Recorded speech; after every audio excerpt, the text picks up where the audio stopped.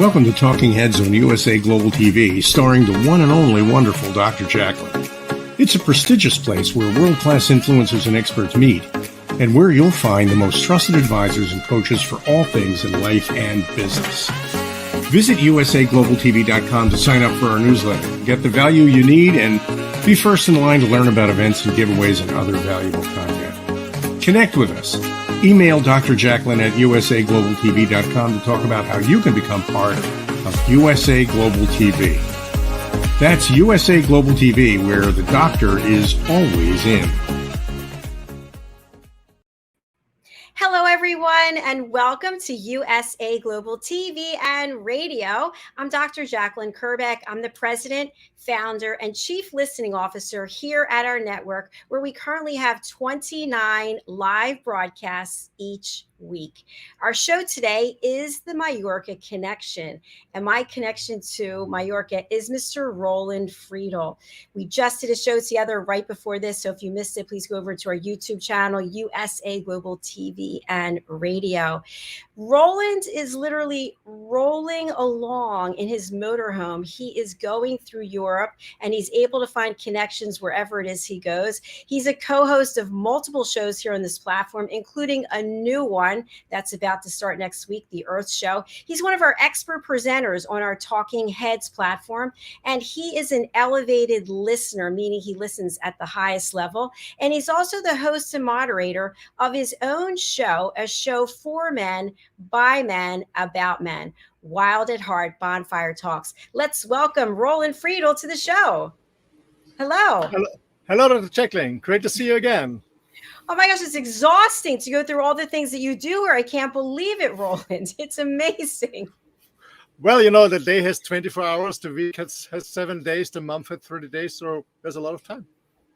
Yes, some months have 31 days, but you always make time for us, and you've been training people from across the globe, from one of the largest companies in the world, from your motorhome, doing your shows from your motorhome. Tell us a little bit about what was the inspiration to live this wireless life.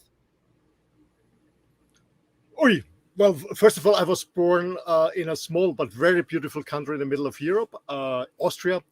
And those of you who are familiar with history, after World War I, we lost access to the sea. So Austria was a huge country. It became smaller, and I don't know. Maybe I have some little gypsy blood in myself. I don't know. My mom told me we have a little bit from her side. I always loved to travel. Always. This was always my dream: traveling, get to know. But not traveling, go in a resort and go to the buffet and to the pool. No, I mean traveling, connecting with people, connecting with other cultures, learning other languages, learning other traditions. I was always very open. And so after university, I went to the corporate world, and I decided very, very soon I get out of there. It's not because I didn't like the job, or even I didn't like the check. The check was amazing, but I had no chance on traveling. I could travel for business, but business travel, seeing airports, 5-star hotels, business meeting, that's all. And I wanted to travel, get to know the people, and meaning, I don't know how it's in the US and other parts of the world, but in Austria, when you work for a corporation, you have 5 weeks of vacation per year. And this was not enough for me to travel. So I started my own businesses. And from the beginning, my focus always was building up businesses. I had several ones, building up businesses which I can operate or manage or lead from wherever I am. And luckily, with all these technologies that came out last 25 years, it's possible with internet, or now we use StreamYard, or I use Zoom or Teams, whatever. I can work and connect with people where I am. And yeah, actually the last 14 years, Mallorca has been my home base from where I was traveling. And a few months ago, I moved into the motorhome to travel Europe. I know so many places in the world, but I said, maybe I should travel more in Europe. I work from there.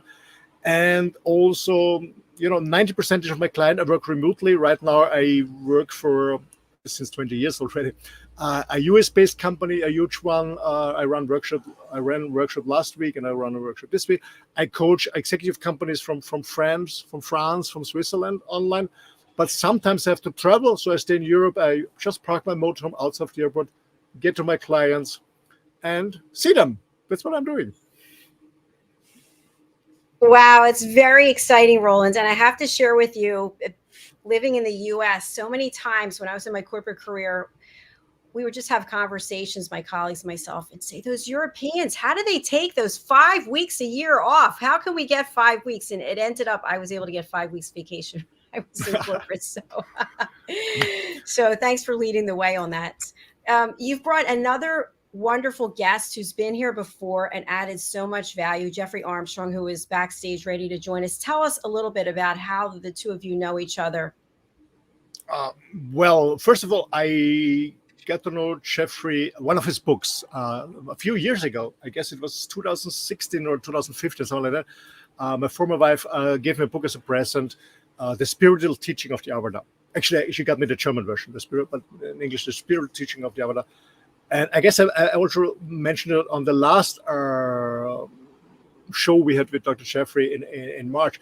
This was really an eye-opener to me. It flashed me. And to be honest, as we mentioned, I'm living in my motorhome. I'm working for the. I brought, there is limited space, of course. I have hundreds and thousands of books. I brought some business books and I brought some spiritual books that are very important for me that I read again and again. And Dr. Jeffrey's book is one of those books that is with me. So I love this book. I read it always again and again. Because I got new insight. And to be honest, I also love it because he refers a lot to Cameron's movie Avatar, which also is one of my favorite movies. So that's what I've heard about Dr. Jeffrey Armstrong the first time. And then in 2017, I went to Bali and joined this Bali Spirit Festival. And I looked for the program was offering, and I said, lectures from Dr. Jeffrey Armstrong. I said, hey, that's amazing. Isn't it the guy from the book? Let's go to the sessions. And it always was a small group, but I learned a lot about, yoga. I learned about the Vedas. I learned a lot about Sanskrit, the real meaning of the Sanskrit word. And so we get to know each other. I guess 2019, I was again in Bali, so we had always had a little bit of loose contact. And I just love to listen to him. I just love to listen. And why I bring him on the show is I think more people should know about him. I mean, he's known. He has an amazing reputation worldwide. He got an amazing worldwide award from the Indian government too. I guess we will speak about a little bit about it. But I want him to bring it to a broader audience, to open up their hearts for this amazing culture, for this what you can learn from them. That's why I bring him to. I'm very proud and pleased and honored that he's back again on our show. Thank you so much. Let's welcome Dr. Jeffrey Armstrong, who is a keynote speaker, seminar leader, consultant, best-selling author, passionate poet, and ICCR Distinguished Indologist 2021 Award. Welcome. Namaste, Dr. JACALYN and Roland. Great to see you again. What a pleasure. Namaste. I was just going to say, Dr. JACALYN, where Roland and I actually met was on the Silk Road a couple thousand years ago. And Jesus was just becoming a bit of a thing. Nobody knew he was going to eventually colonize the world. And so both of us were, up and down, learning about yoga, gathering whatever knowledge we could. So his secret name from Roland is Roland Freely. And that's what he's always been like. He ran the whole Silk Road. And mine, Jeffrey Armstrong, is actually secretly Jeffrey Dharma Strong. So what a pleasure to be here with my old friend from the Silk Road and with you, JACALYN. Thank you so much. I appreciate that. So you cut out a little bit when you were saying what your name meaning was. Can you say that again? Yes, from Jeffrey Armstrong. The nickname is Jeffrey Dharma Strong. Ah. Strong Dharma. Fascinating. Yeah. Strong Dharma. And in your case, the one who keeps the Silk Road open so the whole world gets to know whatever is knowable. Wow, I love that. Thank you. We've been doing this for thousands and thousands of years. And that's the part that Western civilization threw out. Its science, as well as its religions. Only live for one lifetime. What to be more terrifying or tragic than that? And The only worldview that really is broad-minded is the one that sees that we're all immortal beings visiting this planet, and this makes us be respectful to one another. That's the basis of yoga. Absolutely. Jeffrey, last time we had a conversation about karma as a science, and today I want to talk actually two topics. One is, how can we cope these challenges in a yogic way? What is your approach to cope with these challenges? People are very afraid, scared. They don't know what's going on. Especially here in Europe, we have an energy crisis. We have a war that's going on in Ukraine. We have a food crisis. It's really terrible here in Europe. We're very scared. So how can a yogic way help out of this to stay calm, to stay focused, to stay positive? That's one point. And I also want to talk about your book, because it's not only available now in the US, it's also available now in some European countries for all the audience. So these are the two topics. My first thing is, what is your thought about what's going on in the world right now? What do you think, and what can you give as an advice where people should focus on? Because when I see social media, you see this opinion, you see this opinion, people are outraged about this, people are outraged about this. I personally believe that I should not focus on the bad side. I should more focus on the positive side. What's your approach and your advice?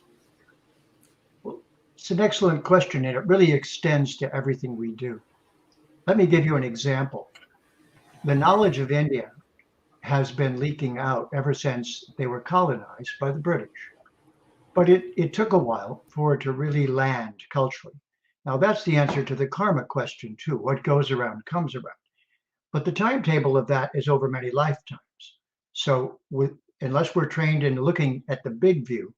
Now, Mahatma Gandhi was called this, but he didn't use the word correctly. Mahatma, one who sees the big picture. So first, until you see the big picture, everyone is just terrified and small-minded. They're Duratma instead of Mahatma. So it's very important that we set an example of teaching or sharing that isn't aggressive, because that's the problem with the so-called religions that have gone out in the world to force everyone. So the saying I have is, not by coercion, not by conversion, always by friendly conversation. That's the essence of the knowledge of India. Always, when you're ready, always because you wish it, always with respect, always seeing you as an immortal being, not your package, not your skin, not your culture, not your politics. And this shifts the conversation to the part that everyone is, so everyone benefits.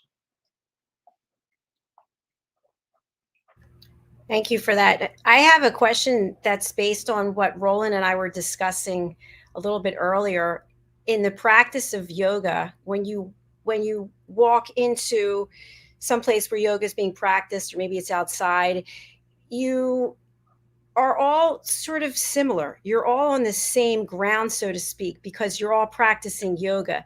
But walk away from that practice and people are judging. It could be the same people you just practiced next to yoga, and then a few minutes later, an hour later, like, oh, he's this and she's that. And how can we take that, leaving it all there on the mat, and take that out through our lives? Is it possible?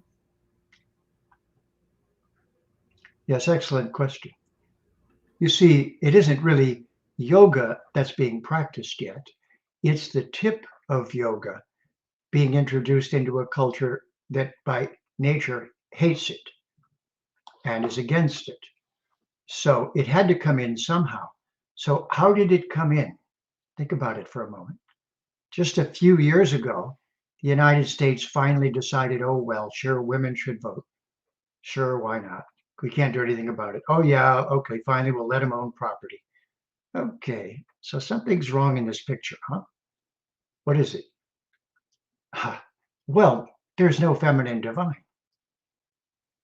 There's no partnership between the masculine and feminine divine, who are all both, and therefore all validated in that process.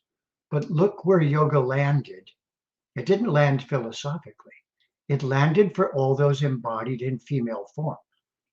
80% of the so-called yoga practitioners in the world, and they are doing a part of yoga, but are in female bodies because they're re-embodying because of the damage done to them by Christianity and modern science, because modern science has no worldview other than make interesting toys, but other than that, they have no philosophical worldview. So this left the feminine out. Now, when I say it's barely yoga, because yoga is not doing things with your body. That's just bringing your body to balance. Yoga is the state of consciousness that is outside of the limitations of matter. And the link to the source of our original existence is the basis of yoga. So that's what yoga is supposed to achieve. But the physical yoga studios don't teach that yet, for the most part.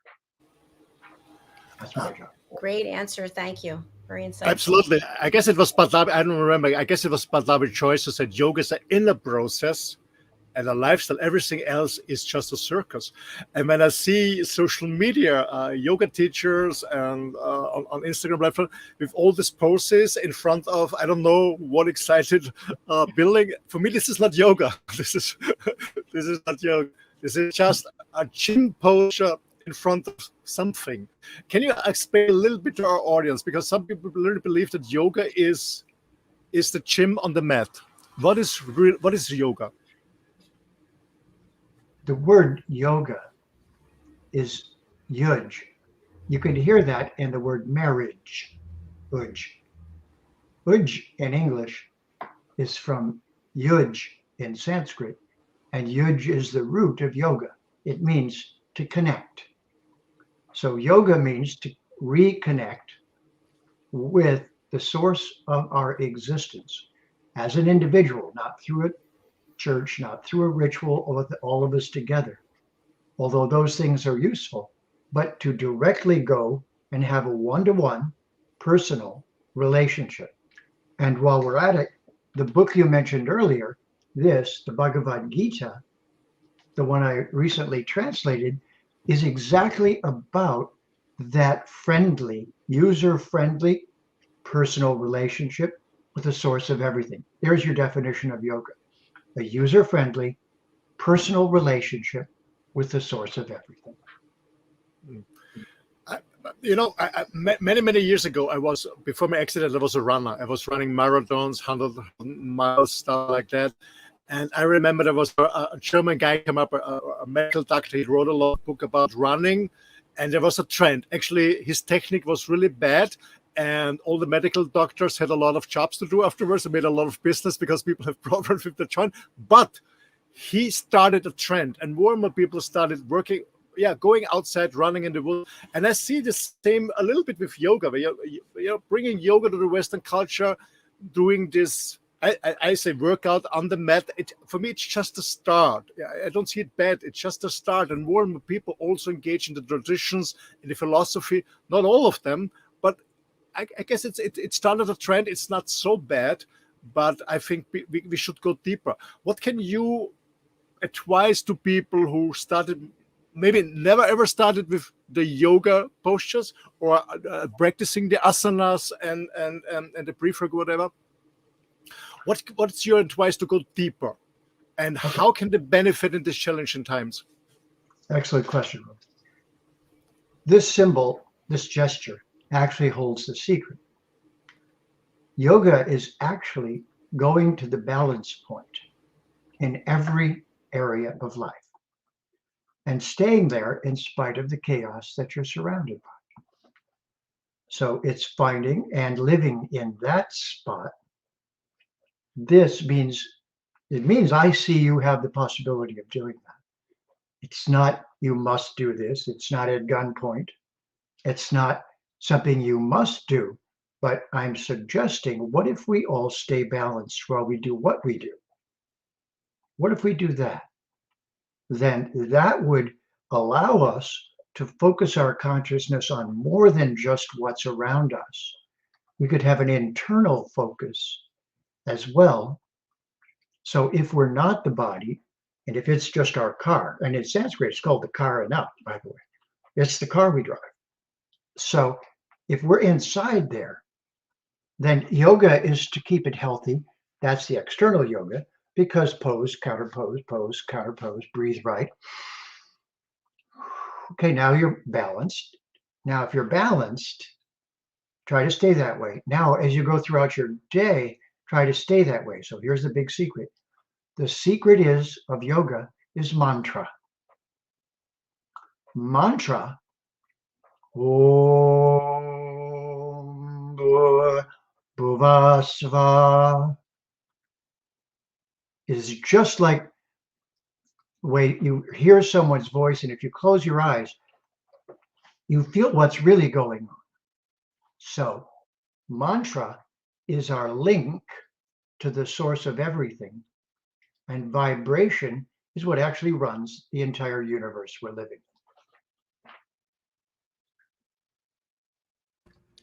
Thank you. Roland, I think you're on mute. I was going to say, I do have a follow-up question from that.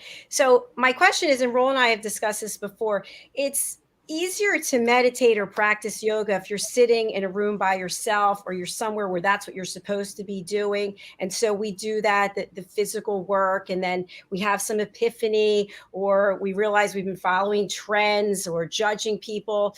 And then when we get into a situation where we have to use those skills, we just fall apart. It's like, oh, we never learned anything, or we unlearned everything that we learned. And we become part of this trend of just getting lost in our own way. And I'm wondering, with all the work that you've done and being acknowledged in this field, we're only human, right? We're human beings, and we make mistakes over and over again. Is it possible there will be a trend where we value people and show them the value that we have in this different way? All right, if you don't mind my correction, we're actually not human. We're Atma. And each one of us is an Atma, an unbreakable, indestructible particle of ultimate reality. We cannot die, we cannot fade, we cannot go away. And yoga is simply the remembrance of that and acting as if that was our identity. All the rest of yoga is details. Now, what you will notice is that the Bhagavad Gita, the same text I was pointing to, is the ultimate yoga text, because your question is beautiful. Your question was, how can I stay focused and balanced in the midst of this crazy world, in all that I have to do? I can't sit down and do an asana. I can't say, pardon me, I've got to go breathe. I'm right in the midst of the battle. Oh, what a coincidence. The ultimate yoga book was spoken on the eve of a huge battle with millions of soldiers. By the way, no civilians were hurt. Millions of soldiers about to fight, have a huge conflict. And the questions answered in the Bhagavad Gita, which is the ultimate yoga manual, are the questions you just asked. How do I stay in balanced consciousness of myself, not as the body, but as an immortal being, an Atma? How do I stay connected to that in the midst of this crazy? And that's the question. And that's the answer. The user's manual of how to do that is a small book of 701 Sanskrit verses. And everything you need to know to enact that shift in consciousness is in the pages of that book. And it's user-friendly. It doesn't say do this or go to hell. It says, if you'd like to perfect yourself, try this. And let's be best friends, the source of all says. Let's be best friends. How's that? User-friendly or what? Yeah, very user-friendly. Thank you. Thank you. Roland, over to you. I know you had a question. Yeah, Jeffrey, as we Atmans, I think of this many, many, many times. Are we from Mother Earth, or we are coming from a different galaxy? What's your opinion? What does the Veda say? Good. So first of all, slight correction. Do not use "n" at the end of that word. It implies that we're the big reality that this is resting on. We're not. We are an Atma. And we chose to be here. We didn't come here by force. We chose to go on this journey, and we will choose to go back.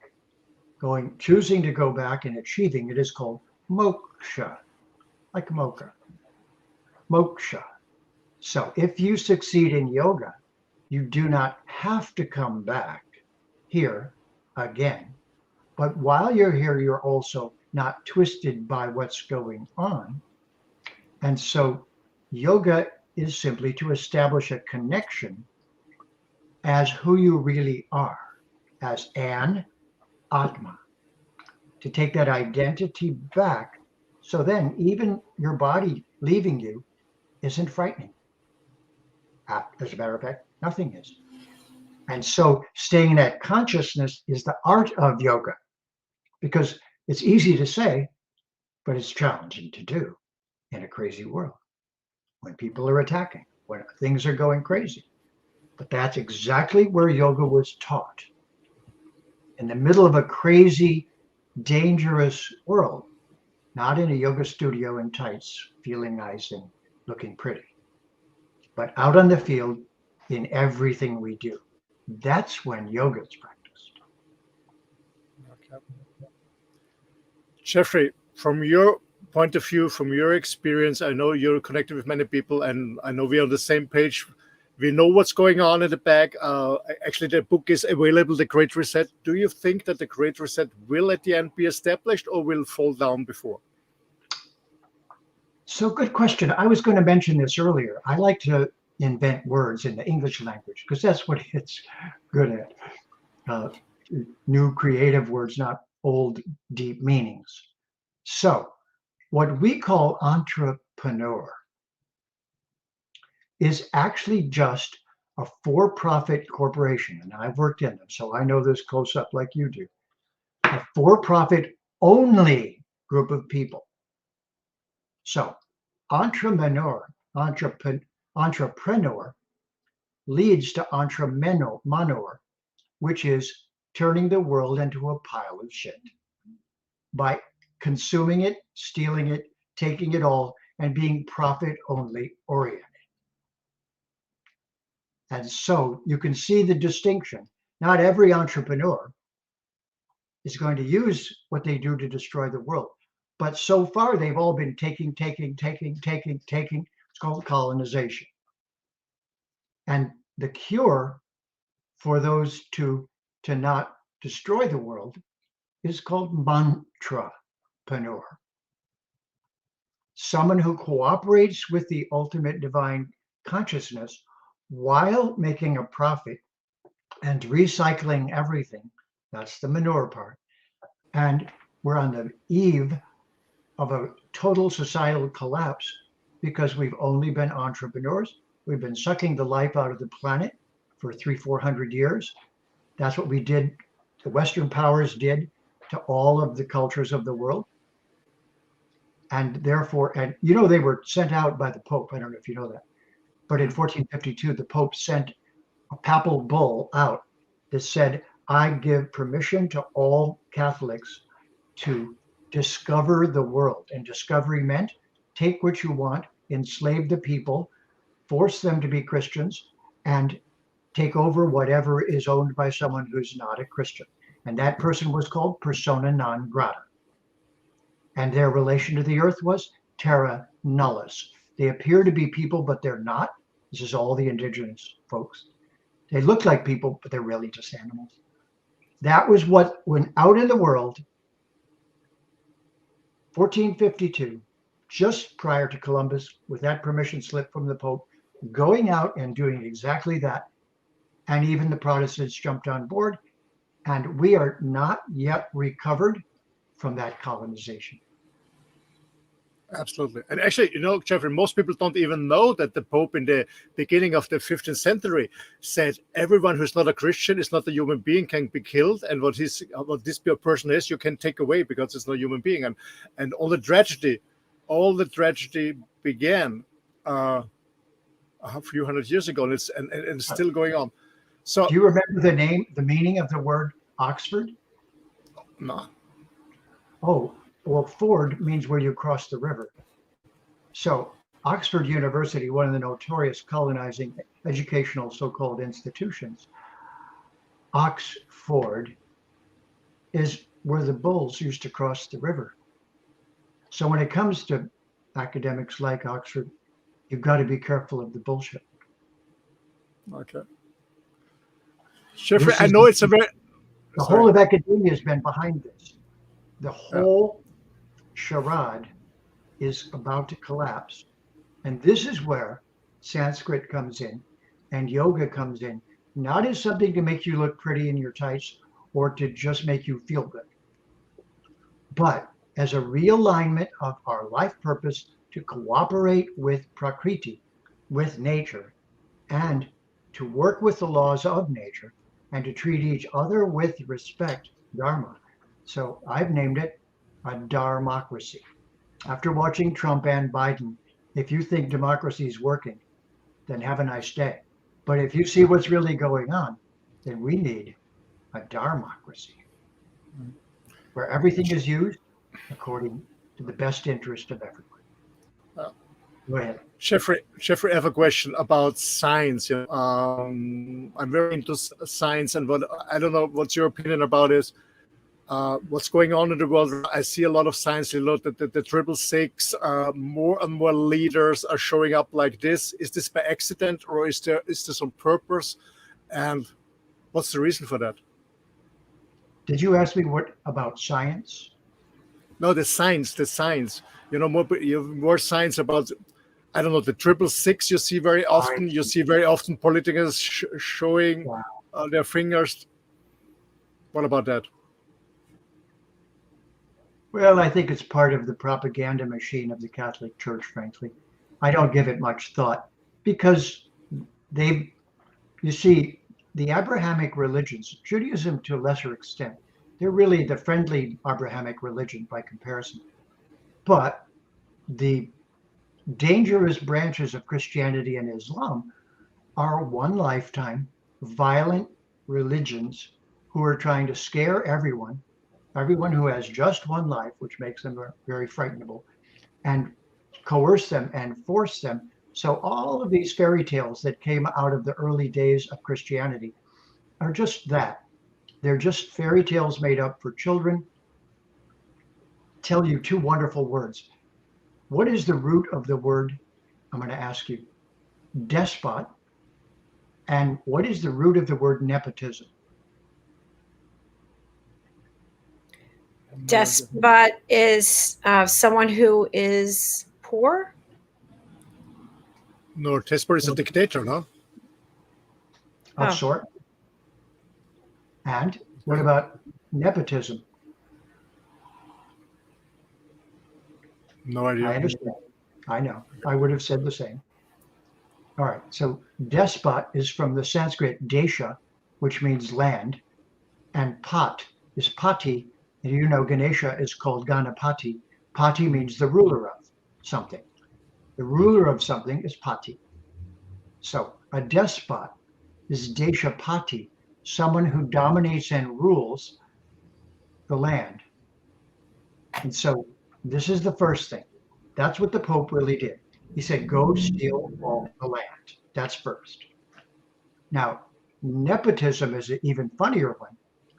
It's from the word nephew and niece, and it means the nephew or niece of the Pope and all of the privileges they get. Now, where this is leading is that we are in the midst of despotism and nepotism. And I'm not sure whether or not yoga is going to entirely repair that. But what yoga is going to do is enlighten and awaken the people who are repelled by that. So we're at a Renaissance moment. I like to call it the Vedic Renaissance, because Sanskrit is the most intelligent, perfected language on our planet, and it is currently entirely ignored. Jeffrey, I can absolutely confirm what you're saying. I was studying history, and before we come to the book, is And I was always eager how the church, the military, and the land was connected. And I remember when I moved to Mallorca, it's a smaller society. It was easier to do my research. And what I found out is from the rich families, the firstborn got the land, the second went to the military, and the third went to the church. And the power was always together, always together. Absolutely. Absolutely, really. And so this is still, the story hasn't been told. So it's an opportunity right now for truth tellers to tell it. Now, what makes India unique in that regard? Because the sincerity of the indigenous cultures didn't protect them, and they don't have languages in which ancient knowledge has been locked in so that it's still available to us. The Vedic library of knowledge is actually a curriculum of how to live in this world. Ayurvedic medicine, yoga, a whole series of ways of living that don't leave the earth destroyed. And the earth, by the way, has a name. Her name is Bhumi, Bhumi, Mata Bhumi. And from Bhumi comes humus, and from humus comes humans. And so Bhumi is the name for humanity, the children of Mata Bhumi, but the children are not aware of their roots. Sanskrit is the roots of intelligent thought on our planet. No exceptions. There's not another language you can bring to me that stands in front of Sanskrit and is grown up. The rest of them are derivative from. Russia is from Rishi. Scandinavia is from Skanda, which means to leap in Sanskrit. Ireland is Aryan land. Again, Silk Road. So Sanskrit's been going down the Silk Road, and so we need a linguistic revolution. We can't use the same old words and have new words and new ideas. This is what yoga really is. It's a new vocabulary and worldview that does not leave a destroyed planet behind it and doesn't war with everyone because their skin or politics or something is different. Dharma. Thank you. So to our audience, get off the map into the world and share the truth. Jeffrey, you did a new translation of the Bhagavad Gita, and people may ask, why a new translation? And I know that I would say for me it's a miracle. What you did is, you did a new translation without the flavor, the influence, and the manipulation of our background, of our language, of our Christian background. Would you say it's a real translation, a neutral translation? What's the difference? Very well said. Along with this colonization that we've been discussing came a group of words. Lord, and is one English example.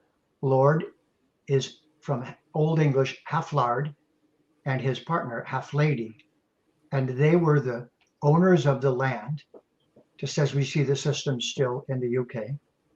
And the workers were the peasants, and they were paid in bread, just like in the Roman Empire.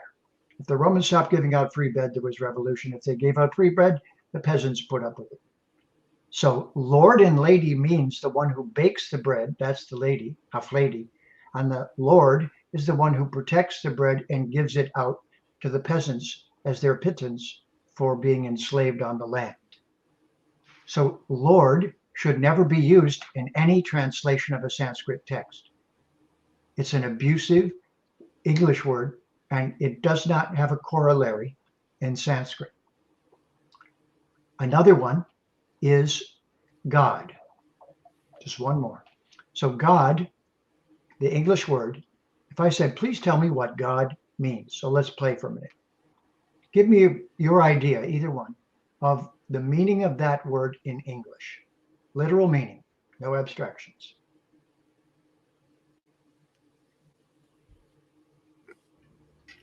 I got the other one wrong, so I'll guess again. All-knowing, almighty.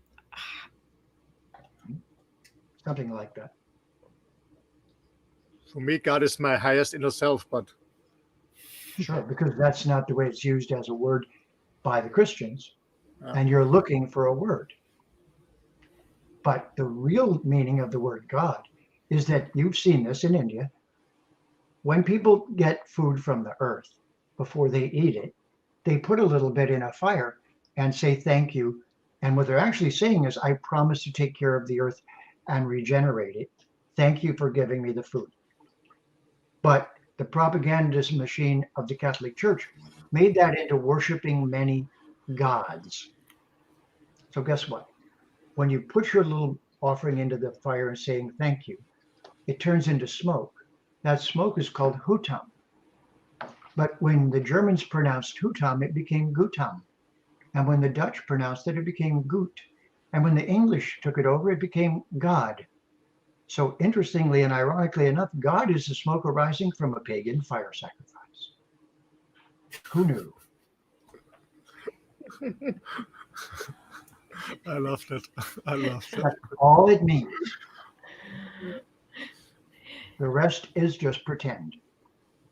It's stealing a word from Bharat. So ignorant, you don't even know how ironic it is that you stole it. Catholic Church stole the smoke from the offering, from the thank you offering to all the divines. And of course, Yahweh must be a lonely, grumpy old man because he's got no friends. Whereas in the Vedic culture, the friends and assistants of the ultimate supreme are all user-friendly. There are a whole group of them. The whole universe is incorporated. We don't get it. We look at our corporations, we should go, oh, I get it. I'm in a big corporation and I have a little one. So all the workers, would you call them all the CEO? No. And yet, the Abrahamic religions, especially Christianity, said, oh, you think, that the workers are the CEO. Nobody thinks that if they're halfway educated. So hutam, you see it plain and clear. There's a whole slew of words. Now, I launched into this at your asking so we can show that none of these words,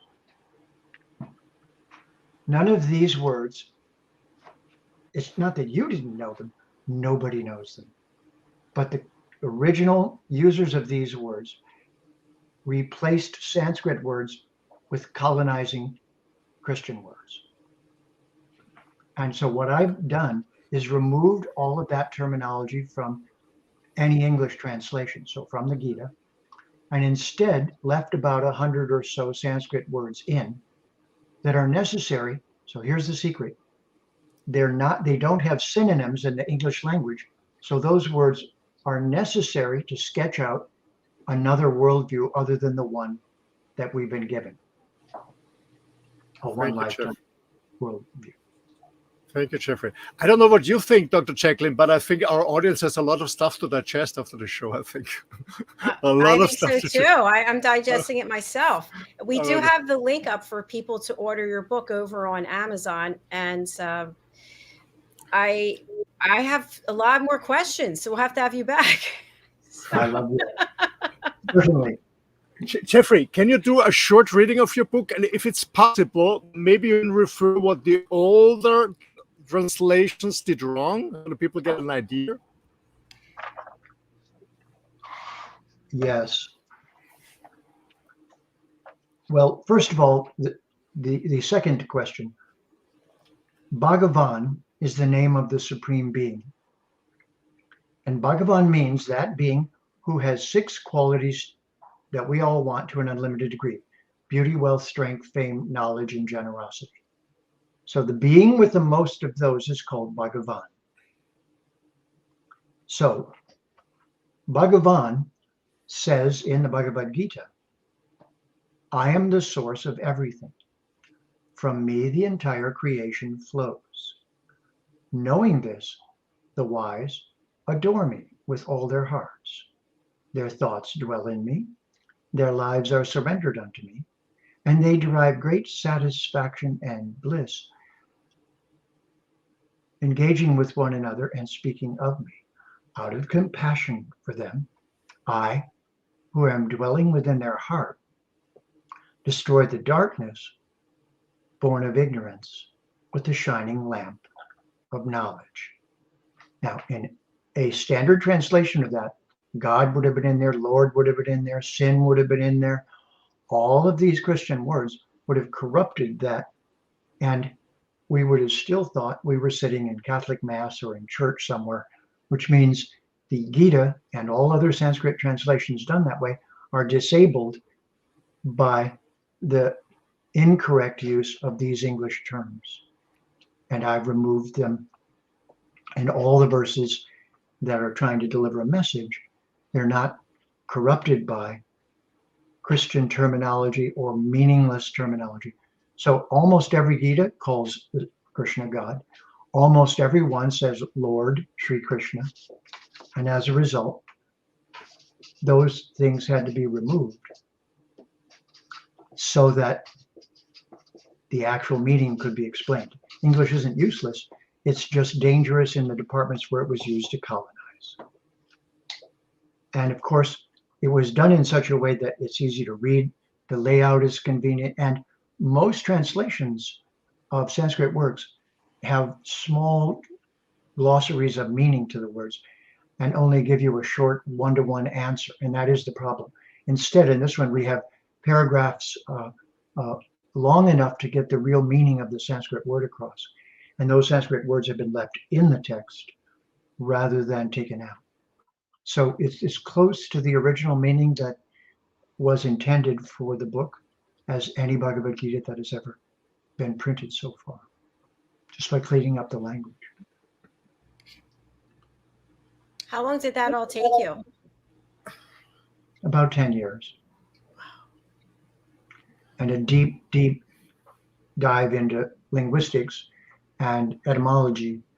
And as a result, I'm about to make 3 more books on the Sanskrit words to learn, the English words not to use, and the amazing amount of Sanskrit that is hidden inside of English. So how about one of those? What do you call a doctor who works on your heart? A cardiologist. Cardiologist. Good. So cardio is from the Latin cardia. But Latin, you see, and Greek come directly from Sanskrit. So that word, cardia, in Sanskrit is hridaya, Hridaya. And in fact, it means where Bhagavan, where the ultimate being is sitting in your body, is in your heart. And so it's Hari, Daya, it's the seat of Hari. But now, in English, it's just cardiac. Totally lost its roots, totally lost its original meaning. And I might add to that, that in spite of often good intentions, our cardiologists are still working on a very limited view of who we are, and it often gets in the way of allopathic medicine from being a health-giving department. So words are all scattered throughout English, critical words that are actually Sanskrit. So I'm going to make those visible to everyone. Very thought-provoking. Thank you. Like a tree, it takes us back to our roots. Yes. Yeah, absolutely. And that's what yoga takes us to our roots. So is it possible to practice yoga without the physical part and without the mantras? Well, technically, yes, but the mantras are so crucial that there's no reason one would do that. It's sort of like asking if someone becomes a completely illiterate and can't speak and can't hear, could they still be happy? Could they still become enlightened? Well, yes, it's a little difficult, but there's no reason to remove mantras. Whereas the physical part will go away, it's called aging. You can only do so much in a body at any age. So if you're improving with age, then it's not because your body can do hatha yoga better. It's because your consciousness is more steady in a certain state. But you might say that once you know what you're doing and have been doing it long enough, I've been practicing for 50-some years, so it's first nature, not second. You have a default setting, and that default setting is who you really are. And everything else, you do it temporarily, but you don't ever forget who you really are, not even for a moment. And almost always you behave as that. So in India, in Sanskrit, they call someone who's like that an acharya, or guru. They're heavy, dude. Guru means heavy. Dr. Jeffrey, thank you so much for enlightening us here today. We have to close out our show because Roland has his Talking Heads episode coming up right after this. We do have the link for people to order your book, and we do have your contact information. But if people would like to reach out to you, what's the best way for them to do that? GitaComesAlive.com. GitaComesAlive.com. Or Jeffrey Armstrong. Or JeffreyArmstrong.com. Okay. Lots of interesting films on YouTube. Look at CITTI, Chitty TV. Done a weekly show with them for quite some time now. And to both of you, thank you so much for your interest and for your intelligent, searching questions. On behalf of everyone listening, you've asked the questions that were just perfect, as if they were scripted. So a pleasure to be with you both. And Roland, a pleasure to see you again. And I hope we'll do more.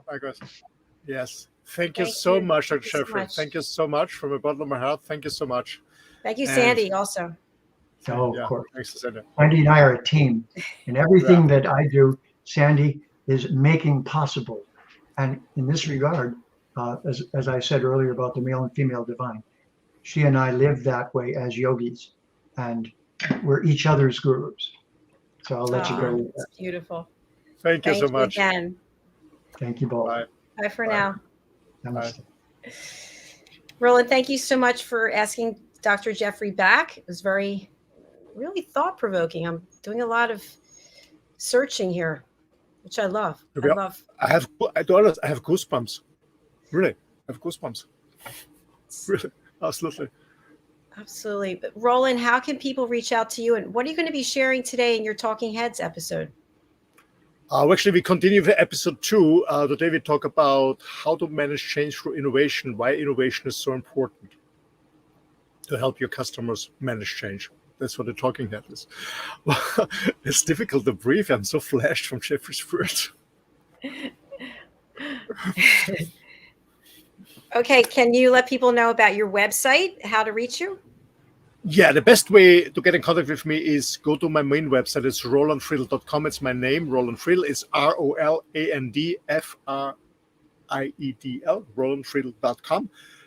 There's a contact form. Please contact me, whatever you want to talk about. I'm always open to connect with people. I love to share my wisdom, but I also love you to share your wisdom and your experience, because it's all about sharing and caring and connecting. So please feel free to connect me. I'm very curious where you're coming from and more curious where you want to go. Thank you. Thank you, Roland. I'll let you go over to the other studio, and I'll be there shortly to produce. Thank you. Bye. Thank you. And as always, thank you to each and every one of you, wherever you are in the world. We're just so excited. We just broke, I think, 31,000 views in the last 28 days. That's just on YouTube. That's not on any of our radio platforms or Facebook or LinkedIn or Twitter or podcasts. So we keep growing and growing. We are working on our 2023 programming, which will be defined and decided on by October 15th. So if you'd like to host your own show, if you'd like to be a co-host, if you'd like to be an expert talking head, if you would like to be a panelist, whatever idea you have, please do reach out. Go over to our website, usaglobaltv.com/contact us. I'm always looking for new people to join our team. We currently have 39 people. I think by the end of the day, it'll be 42. We want you on our team as well. So please do reach out. We'd love to have you with us and have you share your work so we can support you as we help others across the world. Thanks again. We'll see you shortly on Roland's Talking Heads episode.